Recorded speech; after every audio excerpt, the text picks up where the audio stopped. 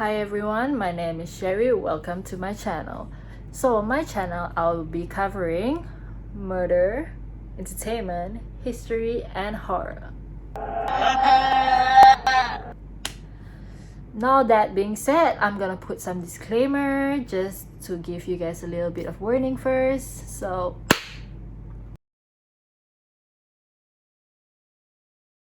And now we're back at it. So let's get down to today's topic, which is the ever smiling witch, Mona Fendi. So Mona Fendi, her real name was Maslan M.E.H.H. She was born on 1st January, such a date, 1956 in Kangarapallis. She actually loved dancing and singing at a very young age, so her dream was to become a singer. Then she met her husband, Muhammad Noah Fendi, who is also her biggest fan, and kind of promised her to fund her singing career. So her stage name, Mona Fendi, was actually inspired from her husband's nickname. Yeah, so in order, the reason why they actually used her husband's nickname was because for her to gain the fame. So the pair worked really hard to make her music career come true. And around the year 1987, they did release an album called Diana, and she was well known for 2 songs, Ku Nyanyikan Lagu Ini, which the literal meaning is I'm singing this song, and Ratapan Anak. However, it didn't really take off, it hardly attracts anyone or the fame that she wanted. So her husband actually did manage to book her a few TV appearances, and she went on it obviously, but her career was just very short-lived and didn't take off the way she wanted it to. So she abandoned her pursuit to become a singer and change it, kind of switch to something more sinister, which is traditional medicine practice. I guess not long after, because she's always wanting that life, so I guess it's just not long after she become spiritually involved in witchcraft activities, so as a local dialect we call it bomo, but in English it's translated to a Malay shaman, which if you use wrongfully is considered black magic. Her husband kind of assists her in this as well, so both of them are kind of doing witchcraft, which I guess that's why they got married, because they kind of click with both of their mindset, I guess. And they made a living out of this and actually hit a gold mine, which obviously Mona wanted that, right? Her music career wasn't doing well, so she switched to this, and she figured oh, I'm earning so much from this, so why not? And not this, she also claimed to be of a royal status, with her name being Tengku Rohani Tengku Abdullah. In local dialect we call Tunku, but in English translation it's actually Crown Prince. So among superstitious Malays, the belief in the power of witchcraft is surprisingly common, which was the reason why high profile clients are looking for these services and kind of attracted to the power, including politicians. So this is when Mona actually saw her chance of offering her services to all these people, and she actually also claimed to have offered to senior politicians, which are from UMNO, which pretty much stands for United Malays National Organization. So those politicians actually were willing to pay her a big sum of money in order for them to receive rituals, artifacts, and a variety of charms and talismans, how usual witchcraft would have. So in exchange for that, Mona did provide those services to them, and Mona did receive a large sum of money. It was easy money for her, I guess, because you know, it could be lying, it could be not, because who are we to judge? Like, so they too, I mean, Mona and her husband, they too began living the high life, like the lavish lifestyle, everything, the luxurious stuff. So they actually claim to have bought several mansions and luxury cars as well. So Mona Fendi actually met a politician called Datuk Maslan Idris. He was actually a state assemblyman for the constituency of Batu Talam, a place in Pahang. So he was actually a very ambitious politician in UMNO. He was educated in the US, but somehow he came back to Malaysia and decided to be a politician. It was reported that Datuk Maslan wanted to boost his political career, so that's how he actually reached out to Mona and sought for her services. And the reason why he reached out was actually, to me, was kind of ridiculous. Like, honestly, like, okay, let me tell you why. He is Dato', like, so he has the title for himself, and he is also wealthy and successful. So he just wanted to reach out to Mona again because he thought like Mona and her husband was his ticket to making his political career soar even further. So, you know, he was willing to exchange this with Mona. So, like, his money to her and her services to him. But however, that's how it kind of went for a downhill turn. And he actually traded a large sum of money for further glory and success that actually ultimately ended up trading his life. So, in a way, you know, for me, the concept of this story was pretty much, you know, how like a person, a person sell his or her soul to the Satan, and in exchange for fame, wealth, success. And but obviously Satan wouldn't give you anything for free, right? So he would want your life instead. So that's pretty much how I see this concept going with this case. So the deal started with Mona convincing Datuk Maslan that she has mystical powers to fulfill his request by offering 3 items to Datuk Maslan in exchange of 2.5 million ringgit, which is about 600,000 US dollars. So obviously demanded by her. So the items were a can, a songkok, and a talisman that widely believed to be once owned by the former president of Indonesia, Sukarno. She then convinced him again by telling him he would be invincible if he hold on to all these items. Apparently, it was believed that Mona had a ghastly gothic appearance that somehow called to mind supernatural creatures from the local myths. Supposedly, Mona was feeding, most notably, Pontianak, a vampire-like female ghost with pale face and long black hair. Obviously, as anyone,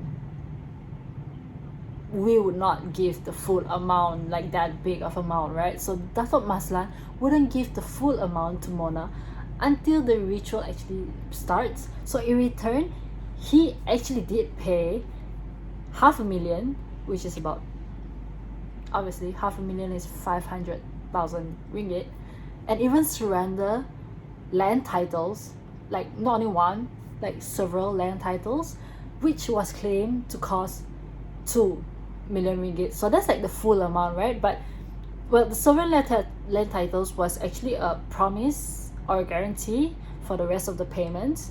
So Mona was wondering like, oh, how does this guy, this man, manage to have so much wealth with him, you know? So like, I guess she just kind of envied him, like his wealth and his success, like, you know, to obtain so much money. Like how? So somehow Mona suddenly, after practicing 6 years of black magic or traditional medicine, so an arrangement for Mona to continue with her ludicrous promises, she actually made an appointment with Datuk Maslan to come over to her place at unnumbered house in Kampung Perwas, Uludong. It's about 35 kilometers from Rauk Pahang. So I would be sus to go over to a unnumbered house to proceed with the ritual. Like honestly, I would be so sus that I would be like calling cops to come with me or something, you know, or probably wouldn't even go. So yeah, so that's where Mona actually made an appointment with him and asked him to come over for a cleansing ritual. So once he arrived, he actually saw 3 persons present at that time, which is Mona herself, her husband, obviously, who has been assisting her, and they actually had an assistant called Juraimi. So they just went on with the ritual. So Mona actually asked Datuk Maslan to lie down on his back and close his eyes. So the reason why he was asked to close his eyes was because he was asked to wait for the money to fall down from the sky. Money fall down from the sky. Like, I would love that to happen, because even during COVID-19, I would actually go out of my house and just start collecting the money on the ground, you know. But however, that's not the easy way out, right? So Mona just continued with her ritual by covering the politician's body with flowers. So Datuk Maslan was unsuspecting them of anything, so he just went on with it, still closing his eyes. I guess that's when Mona actually signaled the assistant Juraimi to proceed with the killings. So I'm pretty sure the killing was pre-planned, because they wouldn't be able to talk at that moment at the ritual to proceed to come up with a plan of killing, right? So I'm pretty sure they pre-planned before Datuk Maslan actually arrived. So I guess at that point, at that time, Mona actually signaled Juraimi to go ahead with their plan. So Juraimi actually went and came back with an axe and straight away beheaded Datuk Maslan 3 times. 3 times. I mean, the first time probably not strong enough to actually go on with their killing, but 3 times was enough. But no, Mona decided that's not enough. So Mona actually went to the body and continued with the gruesome killing. Mona and her husband skinned Datuk Maslan and actually cut him into 18 pieces. That's 1/8 parts. I guess they just was really in their own madness. So after the body was done with the killings, they just decided to bring the body to a storeroom near Mona's house and just covered the storeroom with cement. The police thought that this case went to a dead end. However, it did not went to cold case when Juraimi, remember the assistant, was caught by the police over an unrelated drug case or drug offense in the same year, 1993. While in police custody, he was high on drugs. So he actually confessed to the police that he was involved in the murder of Datuk Maslan. So while in that confession, obviously the police wouldn't believe him because he was still high on drugs. So kids, don't do drugs, okay? Don't do drugs. So in order for the police to believe him, he actually told the police, like, I can show you where the body is, so why not you just come with me, and if it's true, means you can find the body. So he actually led the police to where it was, like where the body was, and the police actually dug up the cement, you know, the one covering the hole. So the police actually dug up the cement and found out that the body of Datuk Maslan was actually buried 1.8 meters deep into the storeroom. Not only did police discover where the body was, they also discovered the prime suspects, obviously, you know who, Mona and her husband. So, you guessed it, both of them were caught and went for a trial. They were trialed in the M.E.H.H High Court in 1995 by 7 persons as jury. They were charged with murder under section 302 of Malaysian Penal Code, which comes with a mandatory death sentence. During the trial, Mona actually went in and out of trial. You know how the holding cells and the trial court, so you have to go in and out for the trials. That's when she actually came out from the trucks and looking very vibrant with her colorful clothes, her expensive clothes, and she always put a smile for the camera as well, so she was loving the attention. But I guess she got the attention she wanted. However, in the court, Juraimi actually testified against the couple, and allegedly Datuk Maslan was killed between 10 p.m. on 2nd July to 10, I think about 10 or 12 a.m. on 18th of July in 1993. Like I said, she was giving very unusual behavior as a prisoner or as someone who's going for trial, because usually people would like cover their face, like look down, not look at camera, not have any eye contact with the camera. But she was a whole new different story. Like, she would just came out from the truck and start smiling for the camera, and she was loving so much of the media attention. That's how she actually got her nickname, the ever smiling witch or killer. So now the verdict only took 70 minutes on 7 persons member as jury. However, when the verdict was announced, Mona and her husband were reportedly calm and smiled. So after hearing their sentence as well, Mona actually said, "I am happy and thank you all Malaysians." So then when she was brought out, she was again photographed smiling, and she actually said this, and I quote, "Looks like I have many fans," as being led to the prison. Despite their gruesome murder, they actually did an appeal to the High Court in 1998. However, obviously it was rejected and declined, and that's expected, right? So the execution take place for dawn on the 2nd November 2001 it was on a Friday in a newly opened Kajang prison, where they actually were hanged. Yeah, their sentence was hanging. Friday morning, it was claimed to be 5:59 a.m.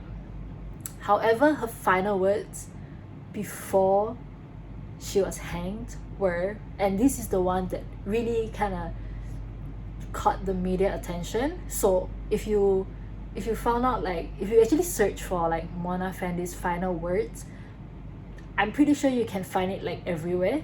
So her last words were, "I will never die." So she said, and I quote, "Aku takkan mati," which that was the literal meaning. So at that time, during the execution, Mona was 45 years old, Fandey was 44 years old. Remember, he was actually 1 year younger than her, and Juraimi was actually 39 years old. So the Mona Fendi case was actually the last jury trial in Malaysia and the last involving a preliminary inquiry. So let me just summarize this whole thing. Long story short, Mona Fendi was a homicidal con artist, and now her dream of becoming famous and, well, back then rich, so kind of came true, because she's even famous now in Malaysia or maybe other parts of the world. But yeah, she was famous for all the wrong reasons, and even her appearances on TV. Remember when her husband actually booked her a few TV appearances? She was famous now because people actually went back and watched her TV appearances, listened to her songs, and even her house is now famous. Like, you can actually go YouTube and actually search for Mona Fendi's house. There will be people actually going there for a tour, and you can actually see the whole video of the house. So if you want to find out anything else about it, you can just search for it. So according to this Mona Fendi case, there was actually a movie release according to this case called Dukun, so you can check it out if you want. It's about her case, and they actually showed like the rituals in it as well, but I don't know if the exact same ritual, but they actually had the rituals inside the movie as well, so you can check it out if you want to. So apparently there was this one policewoman, her name was Sergeant Aziza. She was actually in charge of taking care of that cell block where Mona Fendi was. So she actually claims that Mona Fendi was not actually that bad of a person, because she actually said that, and I quote, Mona Fendi took care of her salat, so it's called like prayers. So in Islam you have to pray like 5 times a day. So Mona Fendi did that. Like, she actually prayed 5 times a day in prison. And Sergeant Aziza claimed that she did not do anything bad in prison. Like, she wouldn't even kill an ant in prison. So it was very contrast with what Mona did. And actually people did say that Mona in prison, besides the sergeant of course, Mona actually in her cell was actually levitating at some point. But you know, all these are just claims, so we will never know which is true and which is not. And people also claim that they have seen Mona Fendi outside of prison at times when she was supposed to be in prison, which was kind of scary. But again, we don't know whether that's true or not, so that's why I put it at the side, because I wouldn't want to put something that's not a fact inside the whole story. So that's all I have for this video in this case. If you guys have any more information about this case that I missed out, you guys can share it in the comment below. And if you do have any suggestion for my next video, please do share it and tell me about it, as I will read all of your comments. And if you like this video, please give it a thumbs up. And I would deeply appreciate all your time and efforts of watching my video and commenting and liking and also subscribing. So thank you so much for watching and listening, peeps. Peace out.